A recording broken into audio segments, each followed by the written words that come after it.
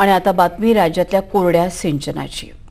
धुळे जिल्ह्यातल्या अक्कलपाडा प्रकल्पाचं काम थोड्या नव्हे तर तब्बल 27 वर्षांपासून सुरू आहे।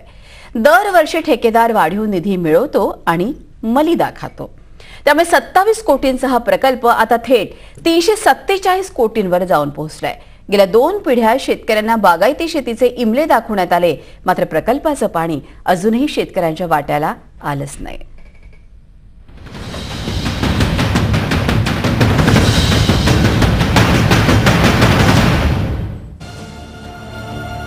धुळे तालुक्यातील 7000 हेक्टर सिंचन क्षमता असलेल्या अक्कलपाडा प्रकल्पाला 1984 साली प्रशासकीय मान्यता देण्यात आली। तालुक्यातल्या शेतकऱ्यांना जमीन बागायत होईल अशी स्वप्न दाखवून रोहिदास पाटील यांनी 25 वर्ष आपलं राजकारण यशस्वी केलं। मात्र गेल्या 27 वर्षांपासून प्रकल्पाचं भिजत गोंगडं पडून आहे। वर्ष गेली तसा प्रकल्पाचा खर्चही वाढला। तो आता 27 कोटींवरून 347 कोटींवर जाऊन पोहोचला। त्यापैकी 200 कोटी रुपयेही खर्च झाले आहेत।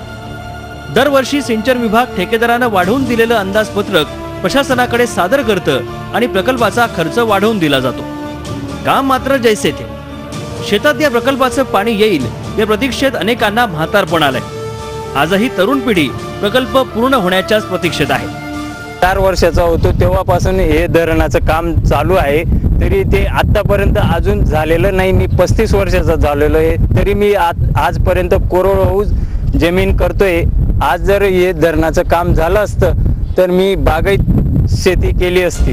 राजकीय इच्छाशक्तीचा अभाव आणि राज्य सरकारची रिकामी तिजोरी या 2 कारणांमुळे हे धरण असून अडचण आणि नसून खोळंबा यासारखं झालंय। राजकीय इच्छाशक्तीचा अभाव, राजकीय नेत्यांना असं वाटलं की जेवढा प्रश्न प्रलंबित ठेवला, लोकांना प्रश्नाभोवती गुरफटून ठेवलं, तेवढा आपला राजकीय लाभ होईल ही एक दुसरी भूमिका। आणि विशेषतः हे धरण जर पूर्ण झालं असतं तर अनेक लोकांना या धरणाचा फार लवकर लाभ मिळाला असता। धरणाचं काम सुमारे 30% अपूर्ण असलं तरी ऑक्टोबर 2012 पर्यंत ते पूर्ण करण्याचं दिवा स्वप्न अधिकारी पाहत आहेत। आमचं नियोजन आहे ऑक्टोबर 2012 पर्यंत। इतर काही मध्ये दुसऱ्या काही कोणत्या गोष्टी सुरू आहेत, जर सगळ्या गोष्टी पार पडल्या तर ऑक्टोबर 2012 पर्यंत धरणाचं काम पूर्ण करण्याचं आमचं नियोजन आहे। प्रकल्प वेळेवर पूर्ण न झाल्यानं सिंचन क्षमता निर्माण झाली नाही आणि कोरडवाहू जमीन परवडत नसल्यानं अनेक शेतकऱ्यांनी अक्षरशः मृत्यूला कवटाळलं।